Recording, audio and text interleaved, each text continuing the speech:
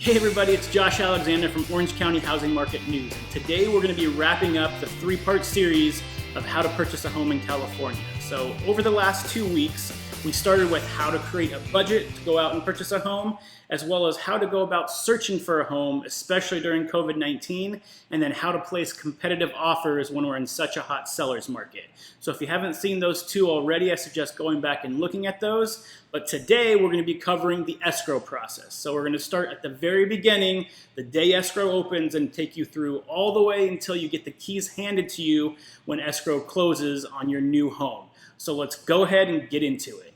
As a buyer, especially a first-time home buyer, it can be a little intimidating once you get into escrow because there's a lot of things that come your way very quickly. So let's go over a few of those because most of the stuff that happens during escrow is going to happen within the first 7 to 10 days. So you want to know that and expect that so you're not overwhelmed as soon as you open escrow.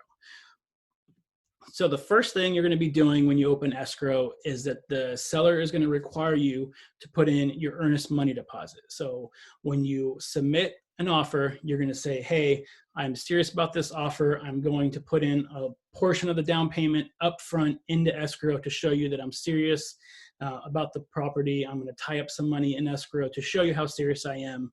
It's usually about 1 to 2% of the purchase price of the home, but it could be higher if you need it to be. But usually 1 to 2% of the purchase price of the home is what the seller is going to require for you on that. It's called earnest money deposit. So within the first 3 business days, you'll need to submit that earnest money deposit into escrow and they need to receive it. So that's part of the contract. You need to have that done within 3 days typically. Now you can negotiate that, but in general, it's usually 3 days.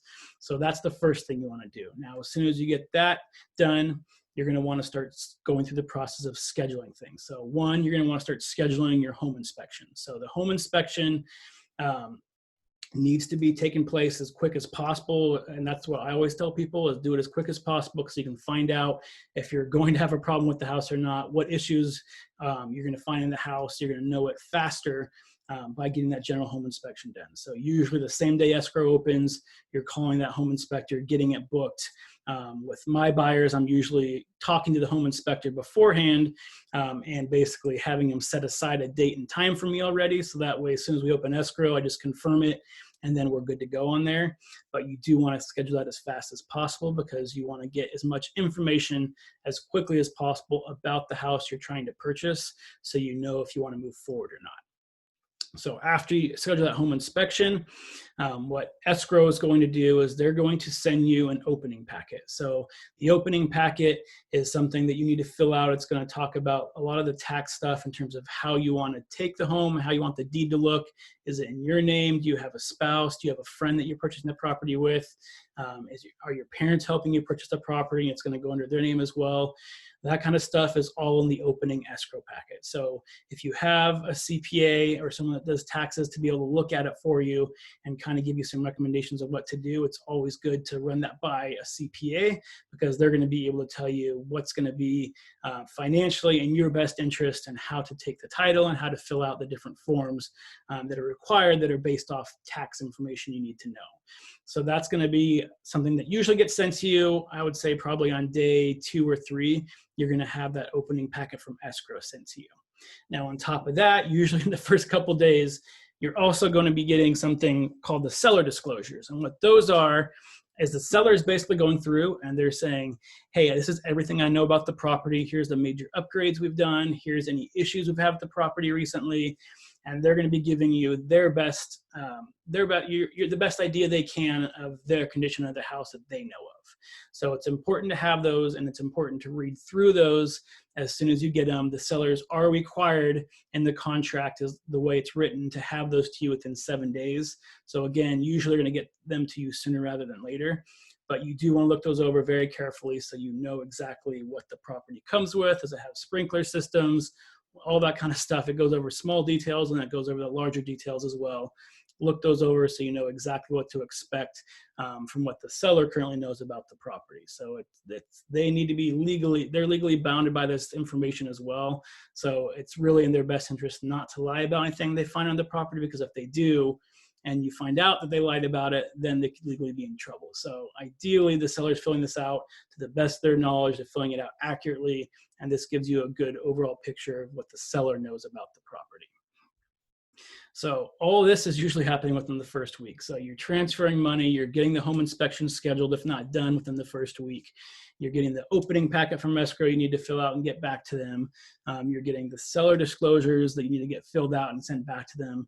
All this information is flying at you, which is why that first week can be a little bit stressful and a little confusing if you don't have someone guiding you through what to expect each day. And again, it's extremely important to have an agent that's showing you what to expect and tells you what's coming up. And that way you're not getting this feeling of being overwhelmed, especially that first couple days of being in escrow, because that's not how you want to start the transaction. Okay, so now let's talk about contingencies. So these are something you may or may not have heard of a lot, but it's something that's one of the biggest things with inside escrow that needs to be addressed and could really mess things up if you don't get it done the correct way. So there's multiple contingencies, but basically what they are, and there's three main ones: the inspection, the appraisal, and the loan contingency. What those are, it basically is giving you a set amount of time to go through and do something specific within the contract, and then at the end of that time frame, you need to remove that contingency in order to move forward through escrow. So these contingencies are there to keep you as a buyer protected, so that way you're able to get through the process of escrow, keeping yourself legally protected, and gives you the ability to only inspect the property, but also make sure your lender is able to get you the loan, so you're not locked into this house that you can't buy because the lender is not giving you the loan, or the property needs a lot of work done to it and the seller doesn't want to cooperate or do any of the work. So it's going to enable you to back out of the transaction if you want to, if some of these conditions aren't met. So let's go over the three main ones that you're going to run into. So first one is inspection. So we talked about the general inspection a little bit earlier in the presentation. So let's go over what that actually is in a little bit more detail. So the general inspector is going to go out there and they're going to look at all the general systems of the house. So they're looking at the AC, they're looking at some of the plumbing, they're looking at the condition of the house, the floors, they'll go up in an attic if it has it. If there's a crawl space underneath the house, they'll go down there. They're looking at electrical, they're looking at, is every outlet in the house working? So they're going through and giving you a general report card on how the house looks. Now, if you've never purchased a house before, one of the scariest parts about buying a house is getting that general inspection report back, because usually it's going to be 40 or 50 pages long. It's going to have a lot of red letters and writing all over it, looking like the house is falling apart. Well, that's what it's meant to do. I mean, it's meant to basically point out everything bad about the property. So I always tell buyers to expect that. Don't get freaked out by it, because it's their job to point everything out in the property, whether it's a big issue or not, they have to point it out. So it's something that you're able to go through once the inspection is done, and basically go through and figure out exactly what's wrong with the house, what might need to be updated soon, and the general condition of a lot of the main systems in the house. So you'll go through the inspection. Typically how it was done before COVID-19 was you would meet the inspector at the property probably 20 minutes before they wrapped up, so you can go back in the property again, take measurements for couches, fridges, that kind of stuff as well. And then when the inspector wrapped up, he would walk you through the entire inspection, what he found, all the major things. He'd be able to point some things out. So if you were confused about something he found, you'd be able to go back into the house, look at it with him there, and he can explain it, or she can explain it further to you. But that's not usually the case anymore. So a lot of sellers are just letting the general inspector in. He goes in, he inspects the property, and then he goes back to his office, he creates the report, and then he sends you the report, and then he'll go over it by phone or video chat. So that way, if you have questions, he can answer them then. So right now, you're not usually at the property with the seller. Now, again, it all depends on the seller. Some sellers are okay with it, or if it's a vacant property, a lot of times you can go with them as well, as long as the inspector and the seller are fine with it. Then yes, you can still go to the property and review it there. But I would expect and just kind of assume right now that the inspector will go out there and then give you the report by email and then go over it by phone with you. So once they go over that information, the general inspector might go back and say, hey, it seems like there's a lot of things happening with the plumbing right now. So maybe you want to hire a plumber, a specific tradesman to go out here. So plumber specifically, to give you a better idea of what might be going on here, and even a quote of how much it would be to fix it. So the general inspector is going to give you an idea what's wrong. But if he finds a lot of things wrong with a specific system, he might say, hey, I recommend having a plumber go in here, an HVAC specific technician go in here, and give you a more accurate idea of exactly what's going wrong and how much it would be to fix it if it is a problem. So that way you have that information in your hands and you're able to use that to negotiate with the seller if something needs to be repaired or replaced, because you have a dollar amount based on the quote that they gave you on there. So that's a secondary inspection. So the only thing I want to note on the secondary inspection kind of goes back to the beginning when we were talking about budgeting, is sometimes those secondary inspectors are going to charge you to go out there. So most of the time, if it's just a general, like a contractor type of like electrician, plumber, those type people, you're going to go through and they'll charge you like $100 to go out there and troubleshoot something really quick. If they can do it quickly. If it's going to be longer, they're going to charge you more for it. So that is another expense that can pop up, but usually that $1,000 I quoted you at the beginning would take care of maybe one more person going out there to do a secondary inspection, if it's just a general secondary inspection. But if they have to do something more extensive, for instance, they have to go through and they have to run a scope through the entire sewage system because the general inspector kind of noted that there might be some issues in the plumbing under the house or something, then that can cost a little bit more up front. But secondary inspections aren't required on the majority of homes, but they are required sometimes. And the older the home is, the more likely you might want to have a secondary inspection on something because it's older, it has more wear and tear on it. And so the general inspector will most likely tell you it's a good idea to have a secondary inspection on a few items on there. So something to note on there. So once those inspections are done, now, hopefully at this time, you already have reviewed the seller disclosures that we just talked about. So the seller's telling you what they know about the property. The general inspector is telling you what they know about the property. You're able to take that information, put it all together, and that will give you a really good picture of the current condition of the house. It's not going to catch everything. They're not ripping out walls and looking behind walls to find things, but it will catch a lot of the things that could be going wrong with the house and give you a good general idea of what the home you're currently looking at purchasing, what kind of condition it's in. So you take that information, and if something you basically are saying that, hey, I'm not going to purchase this house unless this is repaired or this is replaced or this is fixed, that's when the repair request comes in. So the repair request you send to the seller and say, hey, I either want you to fix this before escrow closes, I want a credit of this amount of dollars because this is broken or this needs to be repaired, or I want you to reduce the purchase price by this dollar amount because these things are wrong with the property. So you send that over to the seller, and that starts off a secondary negotiation within escrow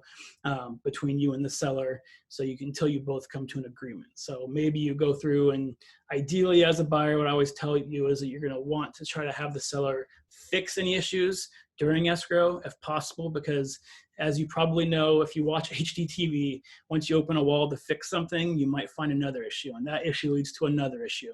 So if the seller agrees to fix something and they find something in the wall that they have to repair as well, they're going to be on the hook to get that replaced. Now, if you go through and say, hey, the plumber quoted me $1,000 to get this fixed, so just give me $1,000, and the plumber goes out there, fixes it, but then finds another problem and says, hey, it's now going to be another $600 more to fix this as well, then escrow's already closed, you own the home, you're going to have to pay for that. So ideally, you're going to want to see if you can have the seller pay for it and fix it themselves before escrow closes, because that's going to provide you the most amount of protection.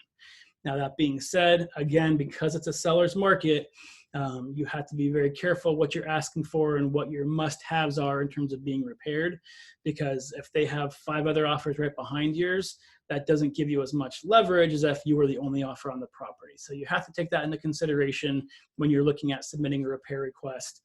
But in general, you're going to want to have and the way I break it down for most buyers is into 3 main categories. You have things that are any kind of hazard to your health or any kind of safety issue. So if you've got electrical wire that's live hanging down somewhere, that type of thing, a safety issue, that kind of stuff, sellers are most likely going to repair, because most buyers, even if they fill out a escrow with you and got a new buyer, are going to ask for the same thing. So most sellers understand that, and they're going to fix those things that have to do with safety, have to do with your health. After that, next category is going to be the large items. So big items like your HVAC system, so your air conditioning and heating system on there. If that's not working, again, a lot of buyers, even if they back out of escrow with you, a lot of buyers are going to ask for them to fix that, because if your air conditioning is not working, that's a major part of the house. So if that's not working, there's a good chance most people are going to ask you to replace that. So even in a competitive market, the bigger items like that, the big systems, a lot of times the seller will either pay for, or again, they'll offer some type of credit for you and say, hey, we don't want to get it fixed, just takes too long, or I don't want to deal with it, here's a credit. And then you'll have to decide for yourself if that's worth the risk of you taking the credit versus them fixing it themselves. So that's kind of the second category. The third category I go down to is going to be more the small things. So this electrical surge, there's not a surge protector on this electrical outlet, even though there doesn't need to be one and you want one there. Or let's say there's a small hole in the wall where it's going to be a drywall patch where a handyman can go in, patch it up, paint it, be in and out within 30 minutes. That kind of small handyman type work, a lot of sellers in this market don't want to pay for that stuff to be taken care of. So you just have to kind of expect that. It's probably a 50-50 with most sellers if they're going to take care of the smaller handyman type stuff. Some sellers, again, if they have the emotional attachment to you and they want to leave you a good home, then I've seen them pay for it because they want to make sure that you're taking over their home. It's their family home. They want to make sure that you're happy with it. So that in that case, you'll see them sway more towards paying for it than not, but it all depends on the seller. So those are the things that I always say, if you put on the repair request, just prepare yourself, because they might say no to it, because a handyman can come in and fix 10 different things that might be in that type of a project and be done with it in a few hours. And it's something the seller just doesn't want to give you credit for, because it's a house and they feel that there's always some things that can be repaired at the house. And once you own a home, you'll kind of realize that yourself, is that there's always something in the house that needs to be fixed, or something that you want to get fixed or redone. So it really depends on the seller and what they're going to agree to replace for you. So after you get past those small handyman things, I mean, you have another category, which I pretty much don't bring up anymore, but that's the cosmetics. So let's say, oh, I don't like the cabinets, they're not painted my favorite color, I want you to repaint them. Or I don't like the flooring in here, I need you to change the flooring. It's not bad by any means, but I just don't like it. That kind of cosmetic stuff, seller's never going to pay for. I mean, I guess I can never say never, but if it's just a cosmetic thing, it has nothing to do with the quality of the house, and there's nothing that's wrong with it, then most sellers are not going to really entertain paying for that kind of thing in the house. So those are the way I categorize a repair request when you're making them. Always ask for things that are health and safety issues. Always ask for the big ticket items that might be broken on there. And then after that, you're going to get less and less responsiveness when you talk to sellers about some of the smaller and smaller stuff on there.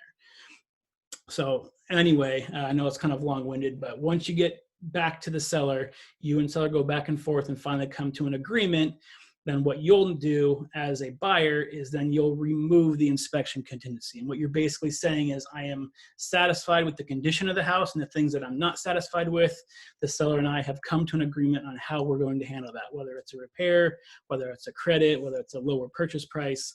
All that's been agreed to in writing. So at this point, I no longer need to inspect the property, and I'll go ahead and remove that inspection contingency.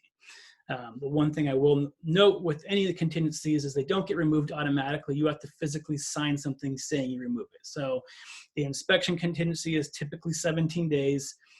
If you want to be more competitive, you can shorten that if the inspector is available relatively quickly. So if you, again, are opening escrow, you've already talked to the inspector says it can be out there in 2 days. Having a 17-day inspection period might not be necessary, so you can shorten it a bit. But either way, once you get to that date that it needs to be removed, you have to physically sign something. If you don't sign it, then the seller does have the right to issue what's called a notice to perform, and that basically gives you 2 days to remove that contingency, or at that point they can cancel escrow. So that's something just to be aware of. Is, again, it's not an automatic thing, but if you don't do it on time, then the seller can start trying to push you to do it, and if you don't, they have the right to cancel escrow at that point. As long as you meet your contingency periods, the seller really can't do anything. So which kind of what I talked about at the beginning, when all the power goes from the seller to you once you get into escrow. If the seller all of a sudden gets another offer that's $10,000 above yours after you're already in escrow, they can't just back out and say, no, I don't want your offer anymore, I'm gonna go with theirs. They're locked into escrow until you break the contract. So that's kind of the advantage you have, is unless you break those contingencies or some other part of the contract, they can't get out of escrow with you because they've already agreed to stay in escrow based on the contractual obligations they have. So anyway, that's the inspection contingency. The next main one you're going to run into if you're getting a loan on the property, and these other next one as well has to do with loans. So if you're not getting a loan, you're paying all cash. These don't apply to you usually, but you can sell the property appraised if you wanted to, even if you're placing a cash offer. So the appraisal contingency is typically also 17 days. Like I stated earlier, if your lender knows they can do it quicker, then you can lower those days in the contract to make your offer more competitive. But what happens is basically you get into escrow, a day or two later, the lender is going to order appraisal, and then they're going to call you to pay for it, like I talked about. Once they do that, the appraiser sets a time with the sellers and the selling agent. They'll go out there, they'll walk through the property, they'll go through and measure each room, take pictures, and then go back to their office and look at comparable sales. And basically what they're doing is making sure for the bank that you're using that the offer that you place, the price, is going to be what the home is worth. And so that way they're not basically lending you money on a home that's you're paying way too much money for. And that's what it's there for. So they'll go through, make the measurements, get the report back to the appraiser.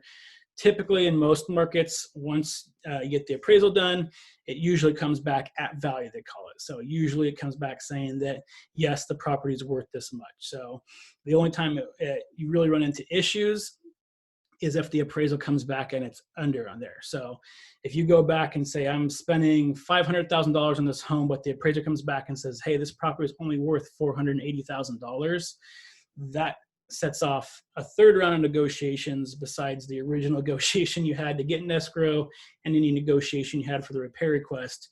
And that's basically whatever the difference between what the appraiser says the property's worth and what you are offering to purchase for the property.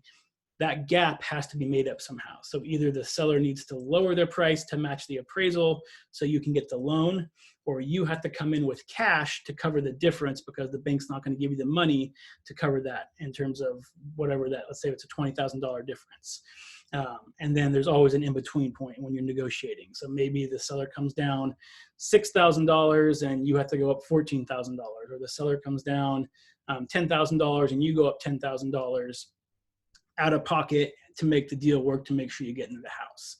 The only time that I usually see issues with appraisals is actually about the time you see right now. So because the market is so hot and homes are appreciating so quickly right now because there's multiple offers and people are bidding $20,000, $30,000, $40,000 above the asking price and fair market value, is when you get into these price wars, these bidding wars, sometimes you're getting into a point where you're going above market value. And hopefully if you have a good agent, they should know that and say, hey, this is what the high end of the home is worth. After this, you're going to have a problem with appraisals. So just be aware of that. But either way, if the appraiser comes back and doesn't say it's worth that because, again, you outbid 5 other people for the home but ended up paying way too much for it, that's when you start running into the issues on there. And for the seller end, they're usually trying to find those offers that are within reason in terms of what they think the property is going to appraise for. Once it goes above a certain amount, then you're going to start seeing sellers come back saying, hey, I need you to remove your appraisal contingency in order for us to go into escrow together. At that point, you know that you're probably paying too much for the property, but that's really the only thing they can do to guarantee that they're going to get some type, to get the price that you're actually paying for it on there, or you're willing to pay for it on there. So again, appraisals usually come back fine. And the biggest thing with that is to make sure you talk to your agent. The agent's doing accurate comp numbers for you, so you know the value range of the house, so you know the likeliness of you running into an issue with that or not. So once the appraisal is done, again, let's say it comes back at value, then you're just removing that contingency, saying it came back at value. My bank says it's approved for that. We have no issues with it, so you remove that appraisal. And again, typically 17 days for that one. Now, the last contingency that you're typically removing during escrow is going to be the loan contingency. So what happens once the appraisal happens on the property, is the lender takes the appraisal, they take anything else, any new documents they need to get from you. So they might need an updated bank statement or updated paycheck stubs. They're taking all the information and they're sending it to their underwriting department, and they're going to do the full approval of the loan. So like I talked about before, if you're working with an experienced lender that knows the current market we're in, they're doing a lot of this work up front to making sure that you're going to be approved for it either way. But a lot of them, because of the way that it's structured, are going to need updated statements and updated paycheck stubs, especially with so much high unemployment right now. They have definitely changed their practices where they're requiring paycheck stubs all the way up until a few days before escrow closes now, just to make sure you still have a job. So they take all that information, they send it to underwriters. The underwriter will come back, let the lender know if there's any conditions that need to be met. So again, these conditions can be updated paycheck stubs, updated bank statements, anything like that that they need to have before they can fully approve it. And then once all those conditions are met, then the lender could be 100% confident that everything is going to go through because you've been fully approved for the loan. And after that, the only thing they have left to do is basically draw up the papers and have you sign it. So after they give you the go-ahead that all conditions are met, the underwriter said, good to go, then you remove the loan contingency. And the reason why this loan contingency is so important is because once this loan contingency is removed, then if you back out of escrow for any reason, then the seller does have the right to keep a large portion of your deposit, if not all of it. So that's something you need to consider. So this doesn't usually happen, but let's say you go out, you remove your loan contingency, and then a week later you go buy a $50,000 car in the middle of escrow, and it screws up your loan and you're not able to get the loan anymore. That is completely on you, unfortunately. And so at that point, the seller, because of their trouble, they had to go through and spend all this time in escrow with you, and now you can't get the loan, can keep that deposit you put in, usually up to 3% of the purchase price of the home. And you're going to be out that deposit. So it's extremely important that, one, you're talking to your lender what you can and can't do during escrow, so you know not to make any major purchases, whether it's cash or credit card, and what you need to be doing to make sure your loan continues to go through, so you know you're not going to mess it up by accident. That's extremely important to be able to do, is to know what you can and can't do based on what the lender tells you. So as long as you don't do anything like that, usually once you remove that loan contingency, after that point, everything is pretty much on cruise control until the end of the transaction. Once that loan contingency is removed, there's not really much for you or the seller to do on their end, except for a few things like a couple days before escrow closes that we're about to get into right now. But again, I just want to stress that once that loan contingency is removed, which is usually 21 days, if you have one, then that's when you get locked into there. Now, going back to the beginning, like I said, if you have a lender that can remove the loan contingency ahead of time, whatever the last contingency you have in place, that's going to be when you're locked in. So let's say that lender said, no, you don't need a loan contingency. We're doing an inspection of a 10-day contingency for inspection and a 14-day contingency for appraisal. So once you move that last contingency, which is that 14-day appraisal, at that point is when you get locked into the loan. So it's whatever you have that last contingency. When you take that off, that's when you get locked in.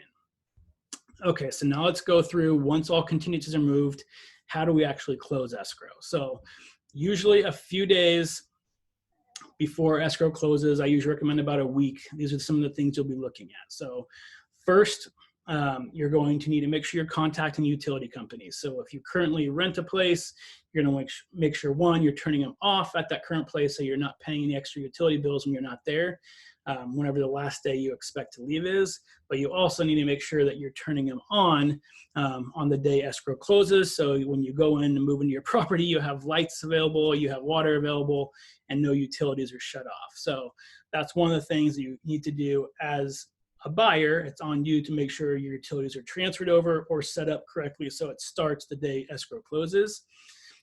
Usually about 3 days before escrow closes, you'll be doing two things. So one, you'll be doing a final walkthrough of the property.